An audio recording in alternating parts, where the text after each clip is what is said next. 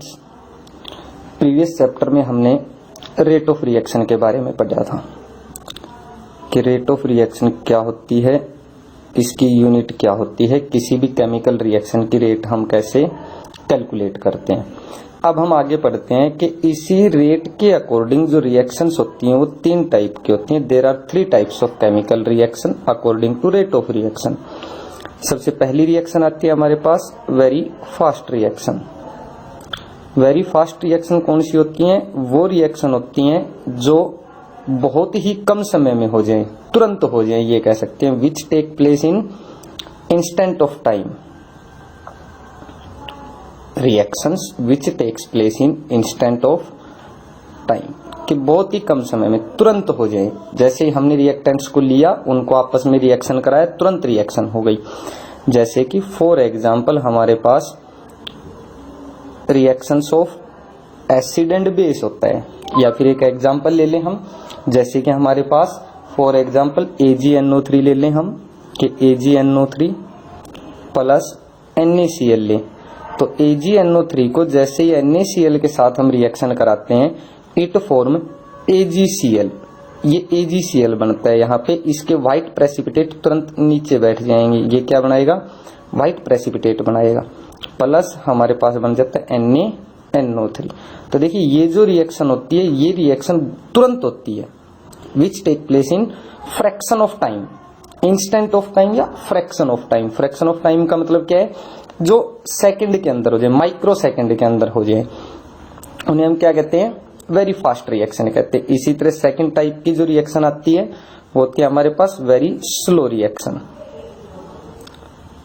Very slow reaction क्या होंगी? Which take place in long time, जो बहुत ही लंबा टाइम ले, लॉन्ग टाइम के अंदर हो। जैसे कि हमारे पास रस्टिंग ऑफ आयरन होता है। रस्टिंग ऑफ आयरन क्या होगा? वैसा तो है नहीं कि रस्टिंग ऑफ आयरन जो होता है, लोहे को जो जंग लगता है वो तुरंत लग गया।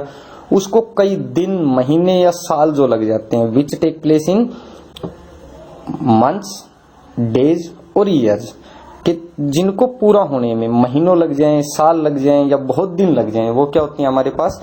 वेरी स्लो रिएक्शन होती है। तो देखिए ये जो 2 टाइप के हमारे पास रिएक्शन आई हैं, very fast reaction and very slow reaction, ये दोनों रिएक्शन में क्या होता है? इन दोनों की rate can not be determined. हम डिटरमाइन नहीं कर सकते, क्योंकि वेरी फास्ट रिएक्शन तो तुरंत हो जाते हैं, इंस्टेंट ऑफ टाइम में।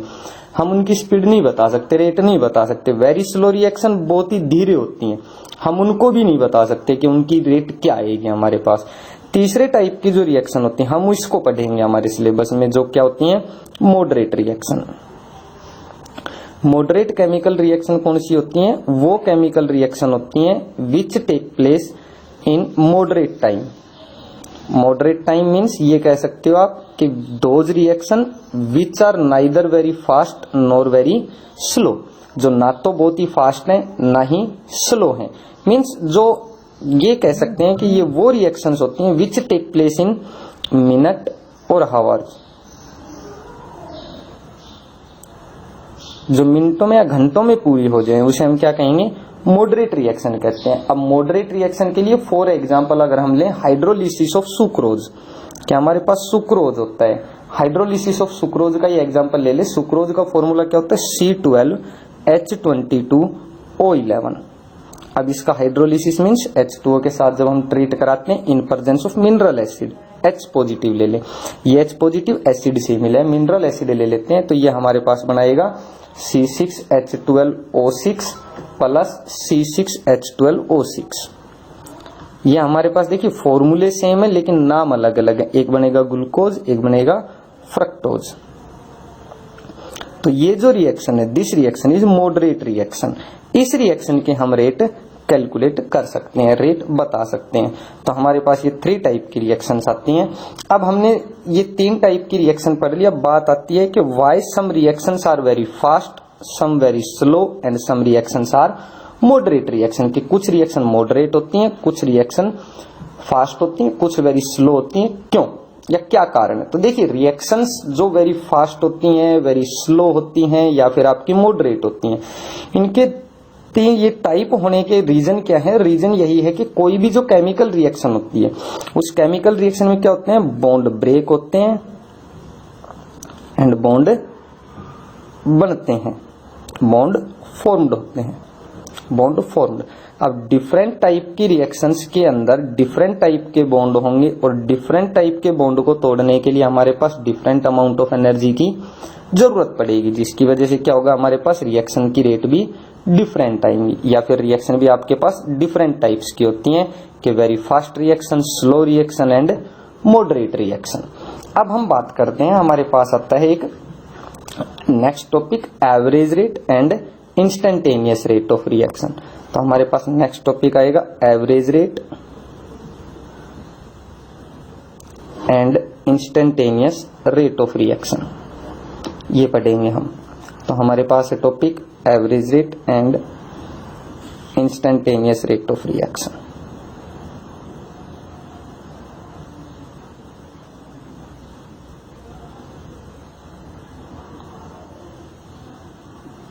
इस टॉपिक को पढ़ेंगे हम कि हमारे पास average rate and instantaneous rate of reaction आता है। तो देखिए, अभी तक हमने जो रेट पढ़ी है वो हमने क्या पढ़ा था कि रेट क्या होता है, हमारे पास रेट ऑफ रिएक्शन होती है हमारे पास change in concentration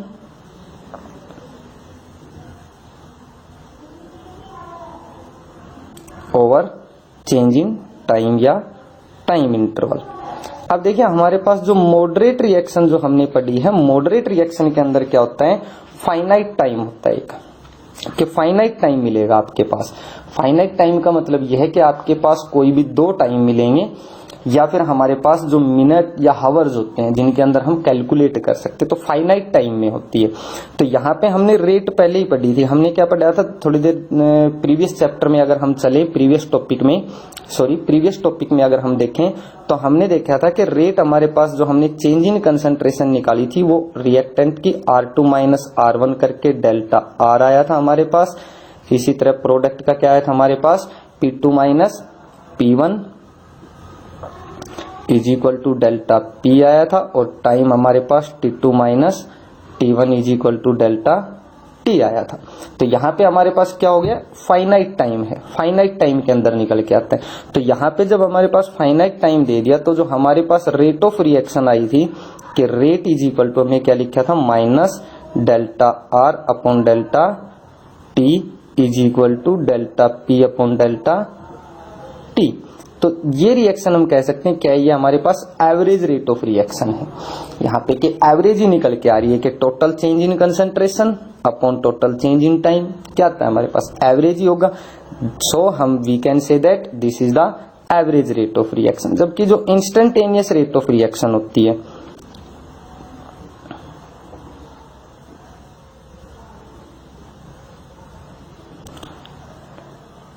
instantaneous rate जो आएगी, इंस्टेंटेनियस रेट हमारे पास वो रेट ऑफ रिएक्शन होती है, instantaneous rate of reaction is that, या instantaneous rate of reaction is defined as which take place in instant of time.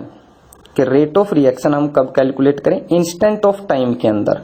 Instant of time का मतलब हमने थोड़ी देर पहले ही बताया था कि बहुत ही शॉर्ट टाइम इंटरवल के अंदर जब हम रेट ऑफ रिएक्शन निकालते हैं, या फिर एक गिवन टाइम के ऊपर कि इसी टाइम पे जो रेट ऑफ रिएक्शन आएगी शॉर्ट टाइम पे, वो क्या होगी हमारे पास, इंस्टेंटेनियस रेट आएगी। अगर हम ग्राफिकली इसको पढ़ें, ग्राफिकली से पहले हम क्या करेंगे कि इंस्टेंटेनियस रेट ऑफ रिएक्शन को हम लिखते हैं कि रेट इज इक्वल टू, क्या लिखेंगे हम, minus dr upon dt is equal to dp upon dt।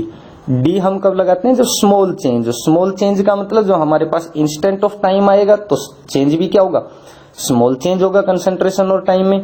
तो इंस्टेंट ऑफ टाइम मतलब मीन्स वेरी स्मॉल टाइम के अंदर, बहुत ही छोटा टाइम पीरियड हो उसके अंदर, तो हमारे पास क्या आएगा, DP dr upon dt is equal to dp upon dt। या फिर ये कह सकते हैं this instantaneous rate of reaction is also known as differential rate equation.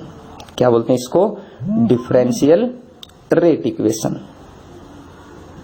या differential rate of reaction.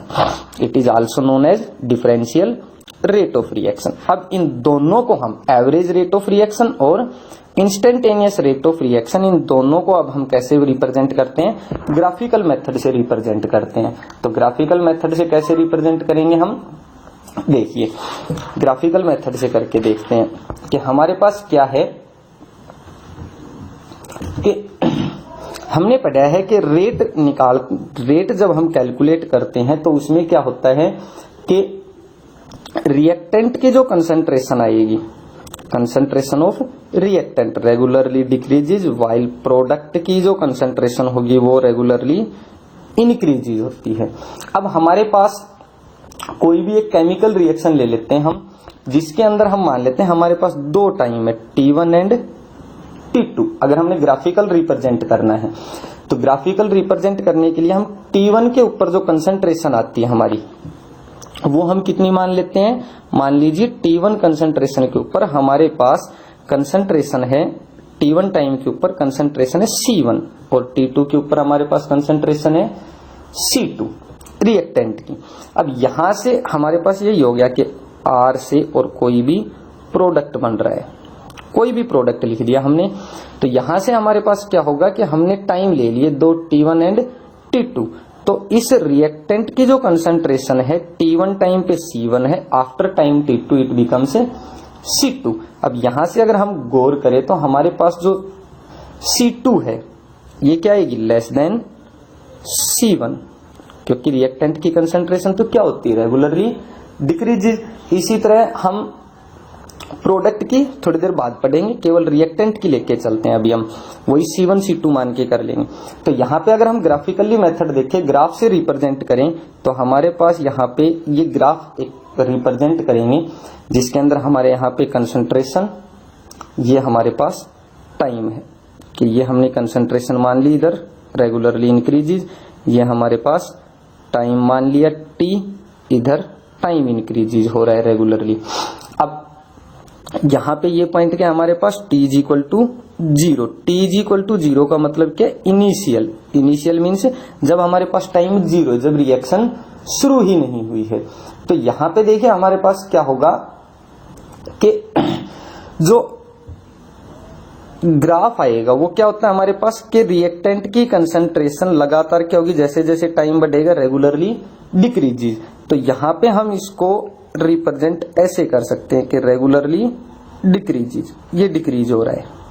Okay, अब यहां से हमने कोई भी टाइम ले लिया T1, this time is T1, इस टाइम के ऊपर हम मान लेते हैं हमारे पास रिएक्टेंट की कंसंट्रेशन कितनी थी, ये थी कंसंट्रेशन, ये कंसंट्रेशन आती है। तो ये यहाँ पे ग्राफ आ जाएगा, ये दिस इज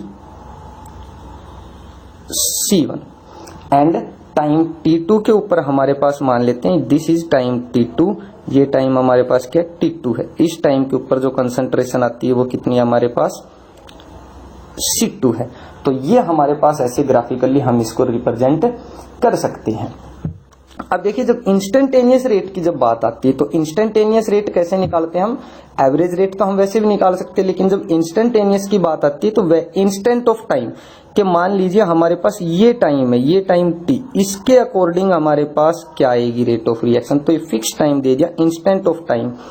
तो यहाँ पे इंस्टेंटेनियस रेट अगर हमने निकालनी है तो वो निकलती है हमारे पास किससे, इसके स्लोप से, कि इस ग्राफ का जो स्लोप आएगा, इस पॉइंट के ऊपर जो स्लोप आएगा टेंजेंट ड्रा करके, ये जो स्लोप आएगा मीन्स ये याद रखना हमेशा कि ये हमारे पास, ये तो कंप्लीट किया हमारे पास एवरेज रेट आ गई, और ये हमारे पास यहाँ पे क्या आएगी इंस्टेंटेनियस रेट। मैं रेट लिख देता हूं और नीचे इंस्टेंटेनियस, ये इंस्टेंटेनियस रेट आ गई, जो स्लोप से पता चलेगी हमें कि इसका टेंजेंट क्या आएगा हमारे पास। दूसरा हमारे पास आता है प्रोडक्ट के लिए। इसी तरह अगर हम प्रोडक्ट का लेके चलें तो प्रोडक्ट में हमारे पास रिप्रेजेंट कैसे करेंगे कि यही हमारे पास कंसंट्रेशन, ये हमारे पास टाइम, इधर इंक्रीज हो रहा है, हमारे पास प्रोडक्ट की कंसंट्रेशन क्या आती है रेगुलरली इंक्रीज होगी, ये इंक्रीज होगी। हमारे पास मान लीजिए ये टाइम है T1, इस टाइम के ऊपर हमारे पास कंसंट्रेशन आ गई, ये आ जाती है, दिस इज C1, और ये हमारे पास टाइम T2, इसके ऊपर हमारे पास ये टाइम है T2, यहाँ पे कंसंट्रेशन क्या आएगी हमारे पास C2। अगर हम इस टाइम पे निकाले T टाइम के ऊपर इंस्टेंट ऑफ टाइम, तो हमारे पास ये पॉइंट आएगा, इसका जो स्लोप आएगा, जो टेंजेंट ड्रा करेंगे, यहाँ पे जो हमारे पास आएगा that is the instantaneous rate of reaction. Is that clear? देखिए अगर नॉर्मली हम समझना चाहें तो हमने अभी तक पढ़ा था कि डेल्टा, यहाँ पे क्या लिख सकते हैं कि रेट ऑफ रिएक्शन क्या आएगी, delta C upon delta T लिख सकते हैं हम। सी क्या है, चेंज इन कंसंट्रेशन। तो यहां से हमारे पास क्या होगा कि अगर हम इंस्टेंटेनियस रेट निकाले तो इस delta C upon delta T का मतलब क्या होता है कि यहाँ पे जो डेल्टा टी है, this delta T tend to zero कि लिमिट प्रोवाइड कर दे, हम लिमिट रख दे कि डेल्टा टी क्या आएगा, जीरो आएगा, क्योंकि एक इंस्टेंट ऑफ टाइम के ऊपर delta T tend to zero.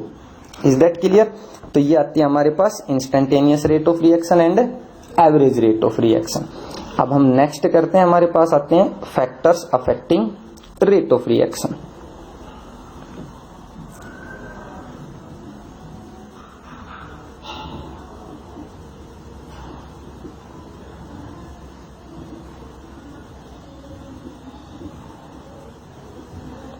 तो जो फैक्टर्स आएंगे, जिन फैक्टर्स पे रेट ऑफ रिएक्शन डिपेंड करती हैं, वो फैक्टर्स हमारे पास आते हैं। सबसे पहला आएगा nature of the reactants, nature of the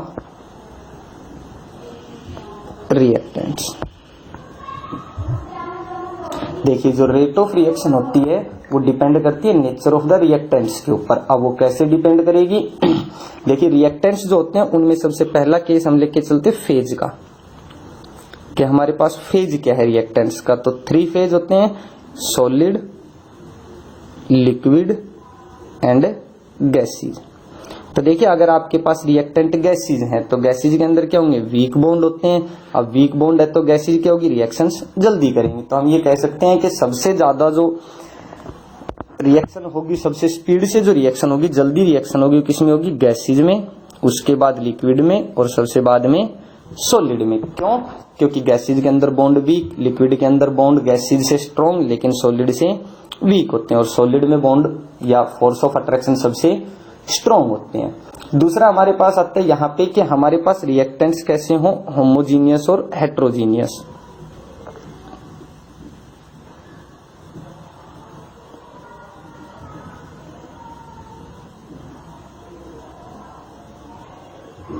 homogeneous और हेट्रोजीनियस में क्या आएगा कि होमोजीनियस क्या होगा, सेम फेज, कि या तो आपके रिएक्टेंट सारे गैसेज हों या लिक्विड हों या सारे सॉलिड हों।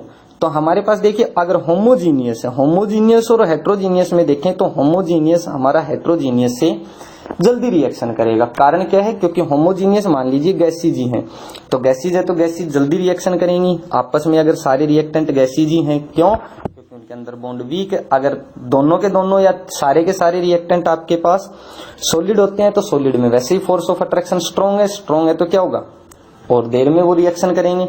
तो हमारे पास होमोजीनियस क्या होंगे, जल्दी रिएक्शन करेंगे। देन हेट्रोजीनियस, तो रेट यहाँ पे क्या आएगी, स्लो हो जाएगी। अगर आपके पास हेट्रोजीनियस है, होमोजीनियस है तो रेट आपके पास फास्ट होगी, रेट ऑफ रिएक्शन ज्यादा आएगी। तो नेक्स्ट हम लेके चलते हैं इसी में कि केमिकल नेचर। तीसरा डिपेंड करेगा केमिकल नेचर के ऊपर। अब केमिकल नेचर में क्या आएगा कि केमिकल स्टेबिलिटी देखेंगे हम।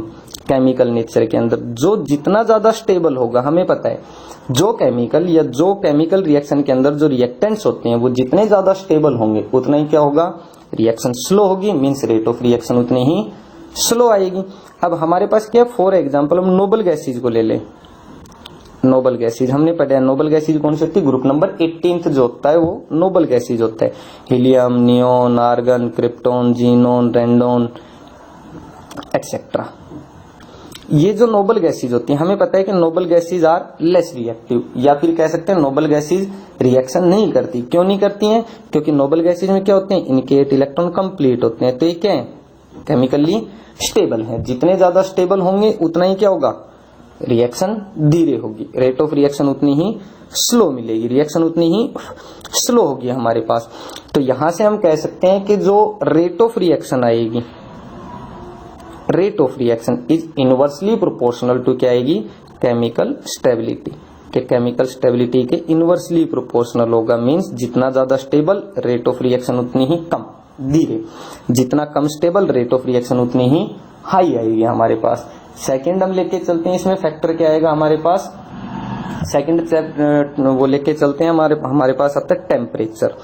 देखिए टेम्परेचर जितना आप इंक्रीज करते हो, on increasing temperature rate of reaction क्या होगी आपके पास, रेट ऑफ रिएक्शन इंक्रीजेस। क्यों इंक्रीज होगी, बिकॉज ऑन इंक्रीजिंग टेम्परेचर, जितना आप टेम्परेचर इंक्रीज करोगे kinetic energy of the molecules increases, के काइनेटिक एनर्जी मॉलिक्यूल्स की उतनी क्या होगी, इंक्रीज होगी। और जितनी काइनेटिक एनर्जी इंक्रीज होगी पार्टिकल्स क्या करेंगे, मॉलिक्यूल्स क्या करेंगे, कोलाइड ज्यादा करेंगे, means collision between the molecules increases, आपका कोलिजन इंक्रीज होगा। और जितना ज्यादा कोलिजन इंक्रीज होगा उतना ही इफेक्टिव कोलिजन इंक्रीज होगा।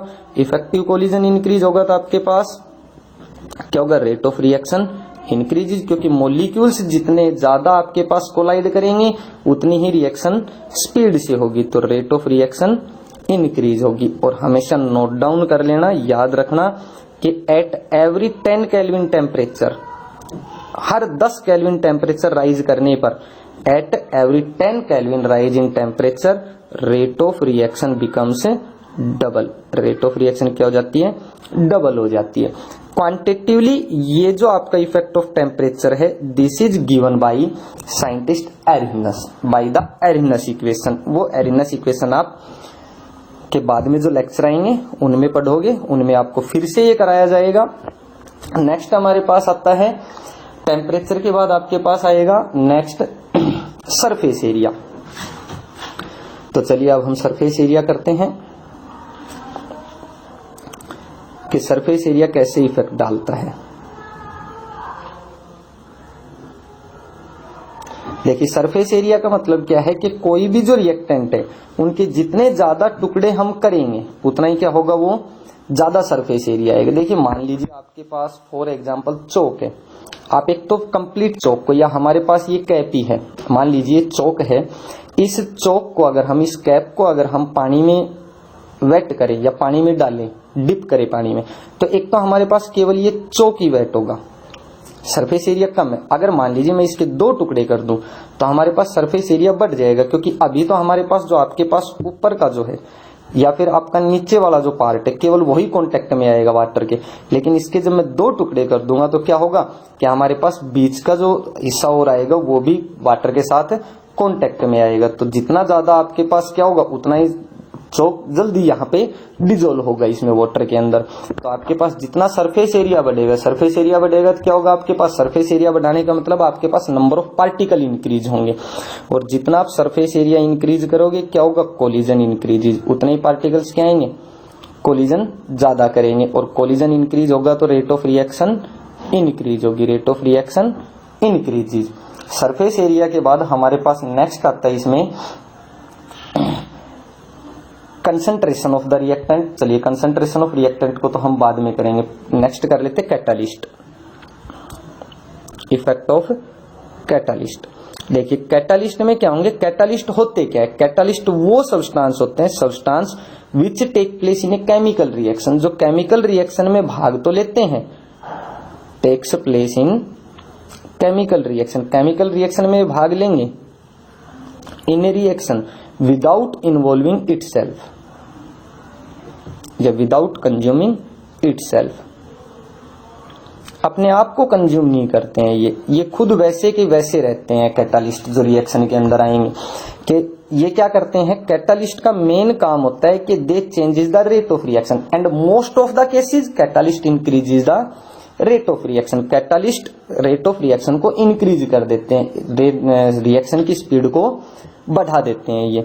अब ये करते क्या है कैटालिस्ट, के कैटालिस्ट के अंदर मेनली कैटालिस्ट का एक ही काम होता है कि ये कैटालिस्ट जो आएंगे ये catalyst break the energy barrier, energy barrier को ब्रेक कर देते हैं, तोड़ देते हैं, break the energy barrier. Energy barrier का यहाँ पे मतलब आएगा हमारे पास कि जो रुकावट होती है, देखिए जो रिएक्टेंट हमने लिए हैं वो रिएक्टेंट सीधे तो रिएक्शन करेंगे नहीं। अब होता क्या है कि रिएक्टेंट्स को हम कुछ ना कुछ तो एनर्जी देंगे ना, मतलब कि रिएक्टेंट्स को एनर्जी मिल जाती है, और एनर्जी जब मिलेगी तो कम से कम उनको एनर्जी इतनी तो चाहिए कि प्रोडक्ट बनना शुरू हो जाए। तो हमने जो एनर्जी दी है प्रोडक्ट बनने के लिए, जो एनर्जी चाहिए वही क्या है, एनर्जी बैरियर है। मीन्स ये कैटालिस्ट क्या कर देते हैं हमारे पास, डिक्रीजेस द एक्टिवेशन एनर्जी, ये एक्टिवेशन एनर्जी को डिक्रीज कर देते हैं, कि एक्टिवेशन एनर्जी को डिक्रीज कर देंगे। और एक्टिवेशन एनर्जी क्या होगी हमारे पास? एक्टिवेशन एनर्जी हमारे पास होती है, एक्टिवेट वर्ड से बने है। एक्टिवेट मतलब शुरू करना, कि रिएक्शन को शुरू करने के लिए कि मिनिमम एनर्जी इतनी होनी चाहिए हमारे पास कि एक बार वो प्रोडक्ट बनने लग जाए। तो मिनिमम एनर्जी वो जो जिससे रिएक्शन होने लग जाए, तो उस मिनिमम एनर्जी जो हमें चाहिए, उस मिनिमम एनर्जी को और भी ये कम कर देते हैं और रिएक्शन की स्पीड को बढ़ा देते हैं। नेक्स्ट हमारे पास आता है कंसंट्रेशन, इफेक्ट ऑफ कंसंट्रेशन। देखिए कंसंट्रेशन का जो इफेक्ट आएगा, कंसंट्रेशन के इफेक्ट में हमारे पास आएगा कि रेट ऑफ रिएक्शन जो होती है, rate of reaction is directly proportional to concentration की पावर n, कि कंसंट्रेशन पे डायरेक्टली प्रोपोर्शनल होता है, कंसंट्रेशन के डायरेक्टली प्रोपोर्शनल आएगा। कैसे? कि जितना हम कंसंट्रेशन बढ़ाएंगे, जितना हम अमाउंट बढ़ाएंगे, अगर आप सिंपली समझना चाहो तो जितना हम रिएक्टेंट का अमाउंट बढ़ाएंगे उतने ही क्या होंगे? नंबर ऑफ पार्टिकल इंक्रीज होंगे, और पार्टिकल इंक्रीज होंगे तो उतना ही उनके अंदर कोलिजन इंक्रीज होगा, वो उतने ही ज्यादा क्या होंगे? कोलाइड करेंगे एक दूसरे के साथ साथ, और जितना कोलिजन इंक्रीज होगा तो रेट ऑफ रिएक्शन हमारे पास इंक्रीज होगी। तो इसको सिंपली हम लिख देते हैं कि rate of reaction is directly proportional to concentration की पावर n। यहाँ पे जो ये n है, this n is known as order of reaction, जो हमारा नेक्स्ट टॉपिक आता है ऑर्डर ऑफ रिएक्शन का, रेटला एंड ऑर्डर ऑफ रिएक्शन। ये n हमारे पास होता है ऑर्डर ऑफ रिएक्शन। और इसके लिए हमेशा याद रखना कि जो हमारे पास ऑर्डर ऑफ रिएक्शन है, ये n जो है, ये n में भी इंटीजर और fraction. Law of mass action आपने 11th में ही सीखा है। अभी करते रेट लॉ, या लॉ ऑफ मास एक्शन से ही देख लीजिए। सबसे पहले शुरू करते rate law and law of mass action. देखिए लॉ ऑफ मास एक्शन क्या कहता है? मैं लॉ ऑफ मास एक्शन कहता है कि जो रेट ऑफ रिएक्शन होगी, किसी भी रिएक्शन की जो रेट आएगी, वो होती है हमारे पास directly proportional to the molar concentration of react product of the molar concentration of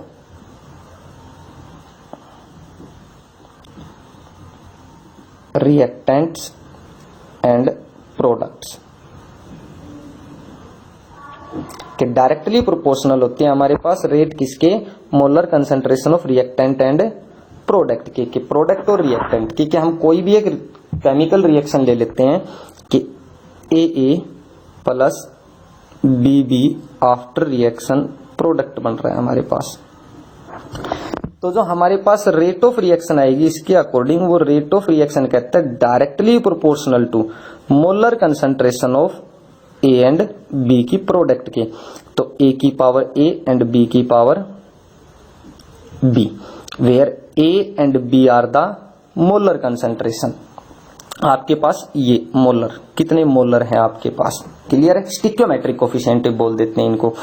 दूसरा हमारे पास आता है रेटला।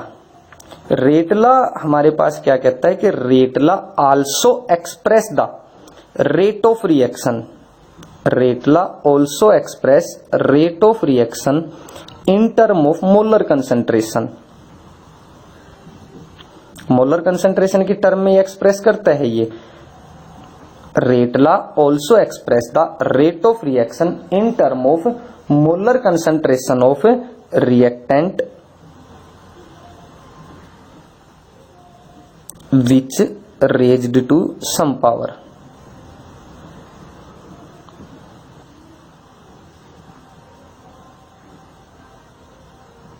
कि आपके पास जो मोलर कंसंट्रेशन होंगी ये A और B, ये कितने यूज हुए हैं हमारे पास। अब ये हम पहले ही कह चुके हैं कि हमारे पास हम ये देख के नहीं बता सकते कि केमिकल रिएक्शन में आपके जो मोल्स हैं या मोलर कंसंट्रेशन वो कितनी यूज हुई है, ये नहीं बता सकते। लेकिन रेटला क्या आपके पास कह सकते हैं कि रेटला इज आल्सो एक्सपेरिमेंटल डाटा। ये खुद एक एक्सपेरिमेंटल है कि एक्सपेरिमेंट करने से ही हमें पता चलेगा। तो रेटला के अकॉर्डिंग हम लिख सकते हैं कि rate is equal to directly proportional to, क्या लिखेंगे? A की पावर P लिख दें हम एंड B की पावर Q लिख दें फॉर एग्जाम्पल।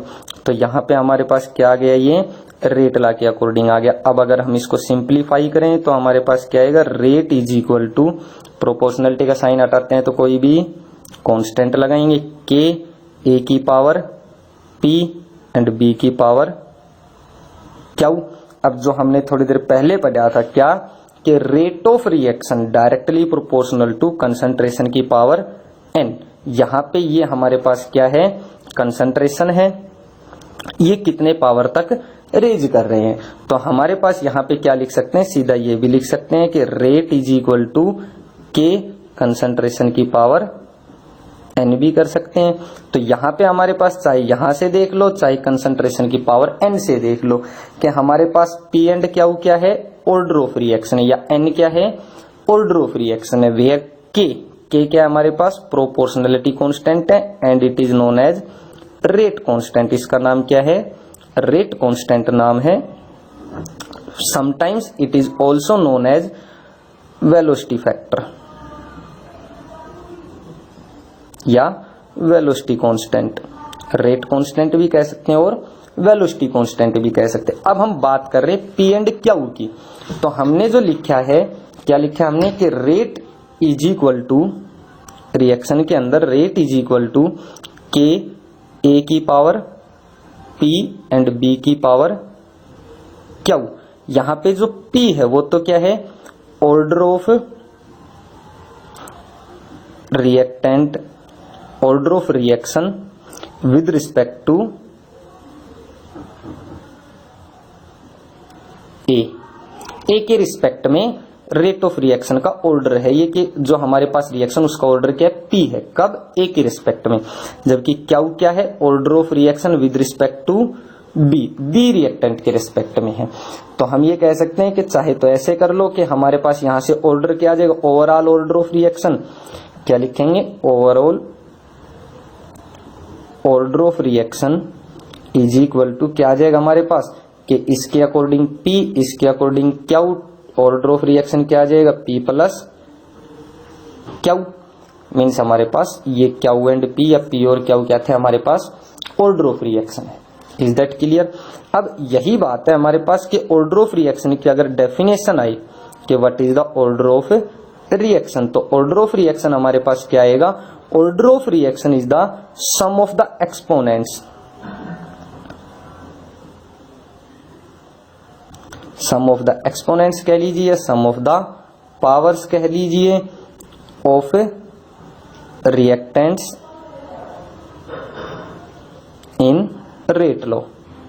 कि रेट लॉ के अंदर जो हमारे पास मोलर कंसंट्रेशन जितने टर्म तक रेज हो रही थी उनका जो सम आएगा वो सम क्या है हमारे पास, ऑर्डर ऑफ रिएक्शन होगा।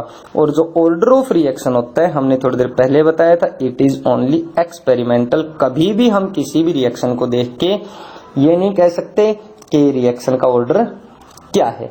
जैसे कि फॉर एग्जांपल अगर हम लेके चलें कि H2 plus Cl2 after reaction 2HCl, तो अगर सिंपली देखें तो यहाँ पे 1, ये 1 वो लॉ ऑफ मास एक्शन के अकॉर्डिंग आ जाएगा कि रेट इज इक्वल टू क्या हो जाएगा हमारे पास, के H2 की पावर 1 Cl2 की पावर 1। अभी 1 प्लस 1 2 मत कर देना कि ऑर्डर 2 आ गया, wrong. This is law of mass action.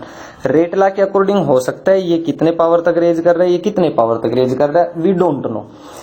Experimentally it was found that, ये पाया गया कि इन दिस रिएक्शन, इस रिएक्शन के अंदर जो रेट ऑफ रिएक्शन आएगी is independent on the molar concentration of reactant. Reactant की कंसंट्रेशन पे डिपेंड ही नहीं कर रही। This is of the zero order reaction.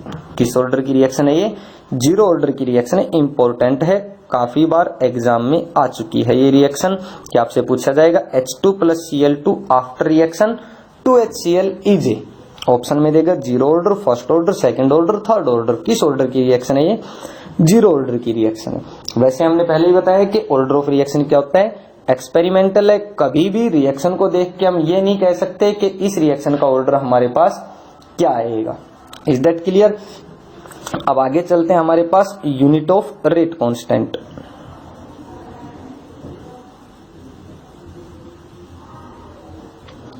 कि जो हमने रेट कांस्टेंट अभी पढ़ा है के, उसकी यूनिट क्या आएगी। तो देखिए जो रेट कांस्टेंट होता है, this rate constant have different unit for different order, के डिफरेंट ऑर्डर के लिए इसकी डिफरेंट यूनिट आएगी।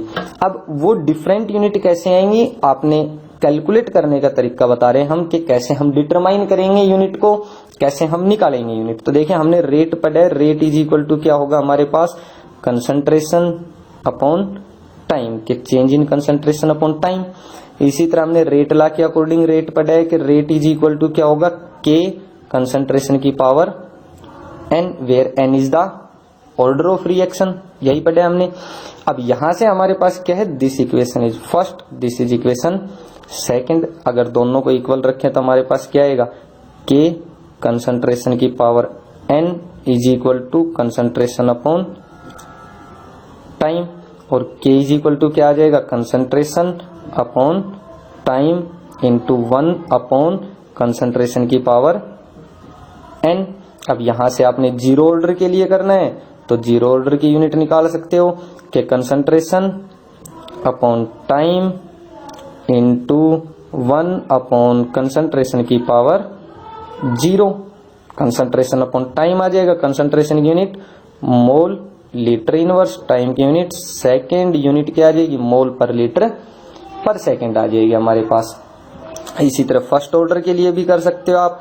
फर्स्ट ऑर्डर के लिए क्या आ जाएगा, concentration upon time into 1 upon concentration की पावर 1 क्या आएगा, कंसंट्रेशन कैंसिल 1 अपॉन टाइम क्या आ जाएगा हमारे पास, सेकेंड इनवर्स।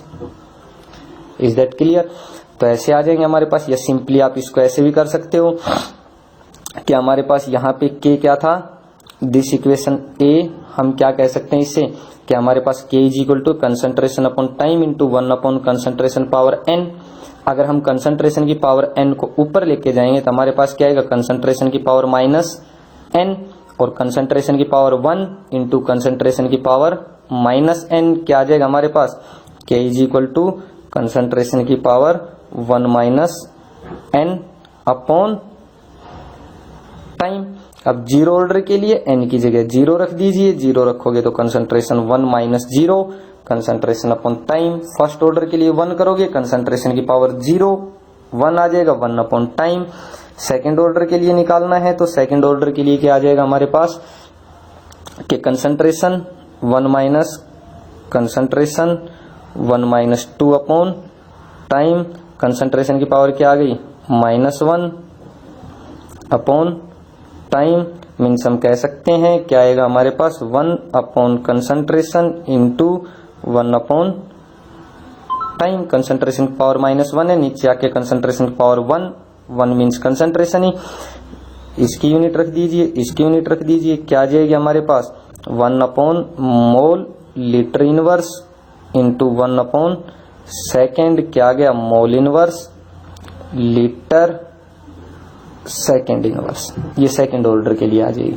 तो किसी भी ऑर्डर के लिए हम यूनिट कैलकुलेट कर सकते हैं। अब हमारे पास यहां से न्यूमेरिकल आते हैं।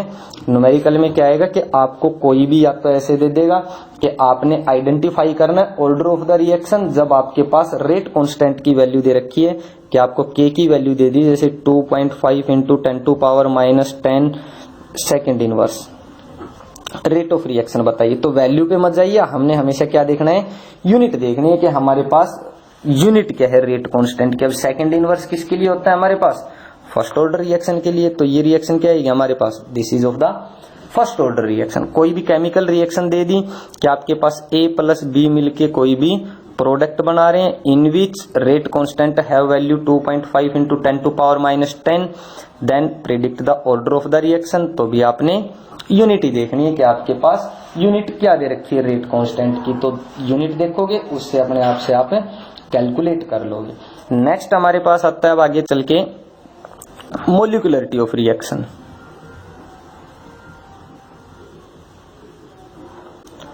मोलिकुलरिटी ऑफ रिएक्शन का मतलब क्या होता है हमारे पास, मोलिकुलरिटी ऑफ रिएक्शन होता है कि number of molecules that take place in a chemical reaction.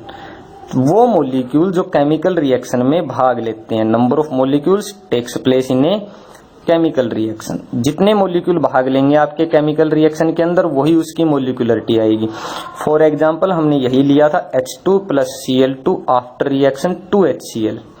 तो हमारे पास हाइड्रोजन का एक मॉलिक्यूल, क्लोरीन का एक मॉलिक्यूल, 1 और 1 2, मॉलिक्यूलरिटी कितनी आ जाएगी इसकी 2। बट इन सम रिएक्शंस हमारे पास कुछ रिएक्शंस ऐसी होती हैं जिनमें हम मॉलिक्यूलरिटी सीधी नहीं बता सकते। कौन सी रिएक्शंस होती हैं? वो होती हैं हमारे पास कॉम्प्लेक्स रिएक्शन। कॉम्प्लेक्स रिएक्शन क्या होती है हमारे पास? कॉम्प्लेक्स रिएक्शन की डेफिनेशन आ जाती है कई बार एग्जाम में। कॉम्प्लेक्स रिएक्शन वो रिएक्शन होती है, those reaction which takes place in more than 1 step, जो एक से ज्यादा स्टेप में भाग लें, या टेक प्लेस इन 2 और मोर देन 2 स्टेप, एक या एक से ज्यादा या 2 या 2 से ज्यादा या फिर एक से ज्यादा स्टेप में जो रिएक्शन होती है उन्हें हम क्या कहते हैं? कॉम्प्लीमेंट्री रिएक्शन कहते हैं या कॉम्प्लेक्स रिएक्शन कहते हैं। एक आती है हमारे पास एलिमेंट्री रिएक्शन। एलिमेंट्री रिएक्शन क्या होती है? एलिमेंट्री रिएक्शन वो होती है which take place in 1 step, या सिंगल स्टेप रिएक्शन जो होती हैं, single steps reactions are known as elementary reaction. For example हमने ये लिखा था। अब कॉम्प्लेक्स रिएक्शन में क्या होता है कि कॉम्प्लेक्स रिएक्शन 2 या 2 से ज्यादा स्टेप में होती है। फॉर एग्जांपल हम यही ले लें कि N2O5 जो होता है वो N2O5 रिएक्शन करके बनाता है हमारे पास NO2 and O2 के NO2 + O2। इसको बैलेंस कर लेना, हमारे पास आ जाएंगे 2 and 4। तो ये जो रिएक्शन होती है ये 2 स्टेप में होती है। हमारे पास होता क्या है इसमें कि जो हमारे पास N2O5 होता है शुरू में वो देता है this N2O5 gives NO2 + NO3। While अब सेकेंड स्टेप में क्या होगा हमारे पास कि N2O5 कुछ N2O5 जो है दिस N2O5 NO3 के साथ रिएक्ट करके इट गिव्स NO2 + O2। ये 2 स्टेप आते हैं हमारे पास। This is first step, this is second step, इस रिएक्शन को कंप्लीट होने के लिए। तो जो हमारे पास यहाँ पे जो फर्स्ट स्टेप है this is the slow step, and second step जो आता है वो हमारे पास this is the fast step. तो इन द कॉम्प्लेक्स रिएक्शन जो होती है उनमें slowest step is the rate determining step. कि स्लोवेस्ट स्टेप क्या होता है? रेट डिटरमाइनिंग स्टेप होगा। कि स्लो स्टेप में आपने देखना है कि हमारे पास मॉलिक्यूलरिटी क्या आएगी। तो इस N2O5 को आपने बैलेंस करना है स्लो स्टेप को, और फिर इसमें देखना आपके पास कितने मॉलिक्यूल है। तो पहले आपने बैलेंस करनी है, ऑलरेडी बैलेंस्ड है तो इसमें हमारे पास एक मॉलिक्यूल है, सो दिस इज